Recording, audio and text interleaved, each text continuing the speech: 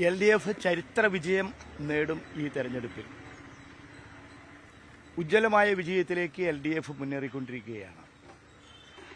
ഈ ഉപതെരഞ്ഞെടുപ്പ് വിജയം പാലക്കാട്ട് വലിയ മാറ്റങ്ങളാണ് ഉണ്ടാക്കുക. പാലക്കാട്ട് മാറ്റങ്ങൾ ഉണ്ടാക്കുമെന്ന് മാത്രമല്ല, കേരള രാഷ്ട്രീയത്തിലും വലിയ മാറ്റങ്ങൾക്കാണ് ഈ ഉപതെരഞ്ഞെടുപ്പ് ഫലം ഉണ്ടാക്കാൻ പോകുന്ന മാറ്റം. കേരളത്തിന്റെ രാഷ്ട്രീയ ചരിത്രത്തിൽ രാഷ്ട്രീയത്തിന്റെ ഗതിവിഗതികൾ നിശ്ചയിക്കുന്നതിൽ ഏറ്റവും പ്രധാനപ്പെട്ടത് പലപ്പോഴും ഉപതെരഞ്ഞെടുപ്പ് ഫലങ്ങളായിരുന്നു. ഈ ഉപതെരഞ്ഞെടുപ്പ് ഫലം കേരളത്തിന്റെ രാഷ്ട്രീയ ഗതിയെ മാറ്റിമറിക്കും.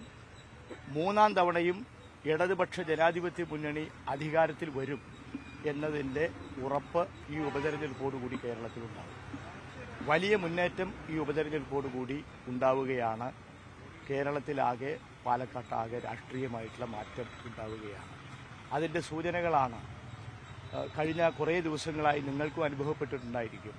പാലക്കാട്ട് മണ്ഡലത്തിൽ ഉണ്ടായിട്ടുള്ള ഇടതുപക്ഷ ജനാധിപത്യ മുന്നണിക്ക് അനുകൂലമായ ഒരു വലിയ മുന്നേറ്റം ഈ ദിവസങ്ങളിൽ മണ്ഡലത്തിലാകെ പ്രത്യക്ഷപ്പെട്ടത്. ഇത് വിധിനിർണായകമായ ചരിത്ര വിജയമായി ഈ വിജയം മാറാൻ പോവുകയാണ് പാലക്കാട്. ഈ പരസ്യ വിവാദമൊക്കെ എങ്ങനെ വരും? അതൊക്കെ കഴിഞ്ഞില്ല. അതൊക്കെ ഇന്നത്തെ കാര്യം പറ. നിങ്ങൾ ഭൂതകാലത്തിൽ ജീവിക്കരുത്, വർത്തമാനകാലത്ത് ജീവിക്കുക. ഭൂതകാലം ഒന്നും വർത്തമാനകാലത്തിൽ സ്വാധീനിക്കില്ല. നിങ്ങൾ ഇന്ന് ജീവിക്കുക. ഇന്നത്തെ ജീവിതമാണുള്ളത്. ഇന്നിപ്പോ ജിഫ്രി മുത്തുക്കോയ തങ്ങളെ പോയി സന്ദീപ് വാര്യർ കണ്ടിട്ടുണ്ട്. കണ്ടോട്ടെ, അതിനെന്താ?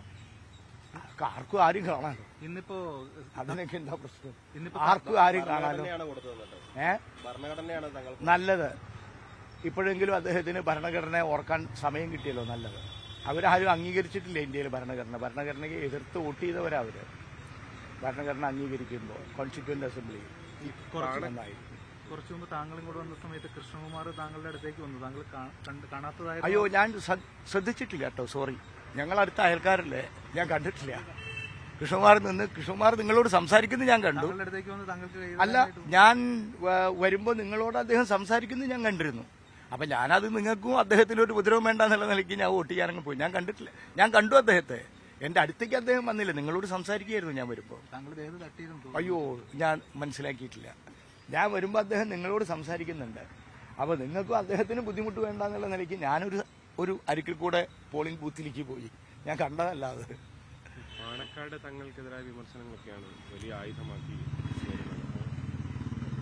ഞങ്ങൾ പാണക്കാട് തങ്ങളെയല്ല വിമർശിച്ചത്. നിങ്ങൾ അതിനെ ദുർവ്യാഖ്യാനം ചെയ്യുകയാണ്. ഇന്ത്യൻ യൂണിയൻ മുസ്ലിം ലീഗിന്റെ സംസ്ഥാന പ്രസിഡന്റിനെയാണ് വിമർശിക്കുന്നത്. ഇന്ത്യൻ യൂണിയൻ മുസ്ലിം ലീഗ് ഇവിടെ ഒരു രാഷ്ട്രീയ പാർട്ടിയാണ്. ഒരു രാഷ്ട്രീയ പാർട്ടിയുടെ നിലപാടിനെ വിമർശിക്കാനും അതിന് നേതൃത്വം കൊടുക്കുന്ന ഒരു നേതാവിനെ വിമർശിക്കാനും പാടില്ല എന്നുള്ളതൊക്കെ ഓരോരുത്തർ ധരിക്കുന്നുണ്ടെങ്കിൽ അതൊക്കെ വീട്ടിലിരുന്ന് വെറുതെ വിചാരിക്കൽ മാത്രമേ ഉണ്ടാവൂ. അദ്ദേഹത്തെ ആർക്കും വിമർശിക്കാൻ പാടില്ല എന്നതാണ് ലീഗുകാരുടെ അഭിപ്രായമെങ്കിൽ അദ്ദേഹത്തെ സംസ്ഥാന പ്രസിഡന്റ് സ്ഥാനത്ത് മാറ്റിക്കോട്ടെ. ലീഗിന്റെ സംസ്ഥാന പ്രസിഡന്റിനെ ആരും വിമർശിക്കാൻ പാടില്ല, അത് ചെയ്താൽ വലിയ കുറ്റാവും എന്നുള്ളതൊക്കെ ഉണ്ടല്ലോ. അതൊക്കെ പള്ളി പോയി പറഞ്ഞാൽ മതി. അതൊന്നും ഈ നാട്ടിലെ ജനങ്ങൾ അംഗീകരിക്കാൻ പോകുന്നില്ല. സന്ദീപ് വാര്യരുടെ ഭൂതകാലേ വർത്തമാനകാലത്തെ ബാധിക്കുമോ കോൺഗ്രസിന്റെ? എന്ത് ഭൂതകാലാണ്? Who care of it? നിങ്ങൾ ചർച്ചയാക്കുന്ന ഒരു മനുഷ്യനും ശ്രദ്ധിക്കുന്നില്ല. After all who is he? ഞങ്ങളത് അദ്ദേഹത്തിന് വലിയൊരു സംഭവമായിട്ട് കണക്കാക്കുന്നില്ല. ആര് സംസാരിച്ചാലും ഞാൻ CPM പറയുന്നത്. CPM അദ്ദേഹത്തിന് ഒരു വലിയ പ്രതിഭാസമായിട്ട് കണക്കാക്കുന്നില്ല. RSS കാര്യാലയത്തിന് സ്ഥലം കൊടുക്കുന്നതിനെ കുറിച്ചാണ് CPM പറയുന്നത്. RSS കാര്യാലയത്തിന് അദ്ദേഹം സ്ഥലം കൊടുക്കുക. അദ്ദേഹം ഇപ്പോഴും RSS ആണല്ലോ. RSS കാര്യാലയത്തിന് സ്ഥലം കൊടുക്കാതിരിക്കുമോ?